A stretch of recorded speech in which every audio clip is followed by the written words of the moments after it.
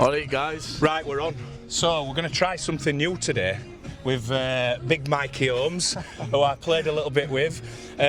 We've been getting a few requests, Mikey, to do an half-time analysis like they do on the old Super League. Oh yeah. So I thought, seeing as they've gone in, because we don't always get that long, you see, but seeing as they've gone in, we thought we might have a little 5 minutes here. So talk to camera, we'll pretend we're on Sky Sports. Give me your half-time assessment at first half, Mikey. It was a dominant first 15-20 minutes from Siddal. I think some of the moves and the players they've put on have absolutely dominated York. And a bit of ill discipline, there's been a few high tackles, both teams. And we've let York slip in a little bit. I don't know, just a bit of bad D. I'm not going to lie, there were a bit of bad D in middle. You hate seeing them tackles. Would that have happened if you were on pitch?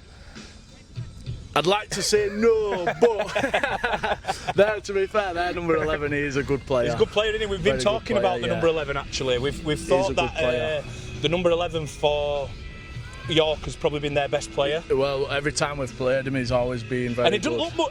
I'm not saying that up there, but he's not like a massive unit, is he? But he looks an handful. He'll carry for 80 minutes, and his defence is quite solid. And you know when he hits you right, do you know what I mean?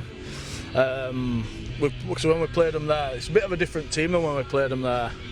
They've got a few young lads in, I've been told. They've got a few under-18s in today, the number 7, but he looks lively, the number 7. Yeah, he looks alright, to be fair. Apparently they've had a few late changes, so... But Josh Milnes, I always have to shout him out, because when he carries ball, he's got that late footwork at the line, and he always manages to throw an offload. Well, he created the try. What we've noticed up on commentary is that when Siddal do get moving, they look really good in motion. Really good in motion. Like you say, once you get like Millsy carrying, and then he gets a late offload out, and then Harry were there to pick it up, and then he throws a nice ball to Henry.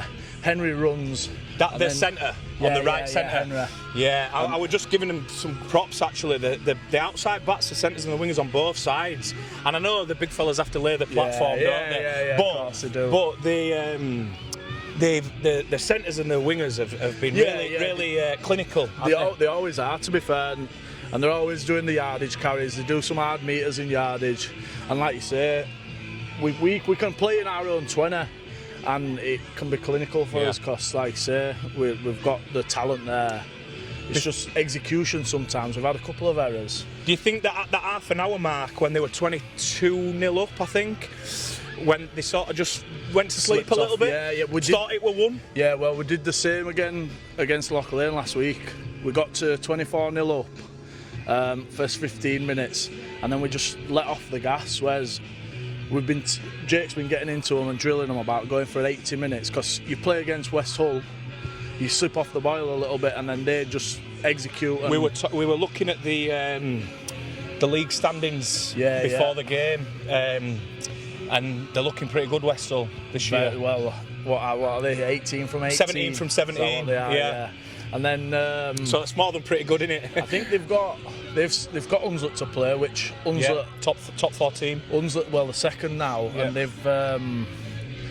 from the start of the season to now, they've got a lot of players from last year back. Yeah, the McShane brothers have come back, haven't they, from Dewsbury? I think they've just signed that Morris again, middle from the big East middle. Leeds. So they've got some decent players back. We play Hunslet last game of the season.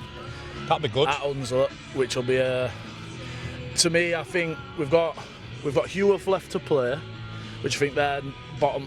They're not bottom. They're probably second, third bottom. Then we play Waterhead, who are 1 point in front of us. So that'd be a good old fashion 4-pointer. That's here. Yeah. So hopefully we can beat them, and then that'll put us on the same points as Hunslet. And then that's us against them last game of the season. We talked about it in build-up as well. I know from your socials they've said that they're going for that second spot to try and get that home advantage. Well, it'd be like I say, last year when we played at home against West Bowling, we blew them away at home, and then in grand final, you play on a fast pitch all year, and then in grand final you go play at Featherstone and it's a bog. They're coming out now, mate. Quick prediction for second half. How's it going to go? I think Jake will have got into them. Said about them letting off the gas. I reckon it'll be another 30 points to us, and I don't think they'll let them score. And just before you go, explain this outfit to me. You dickhead.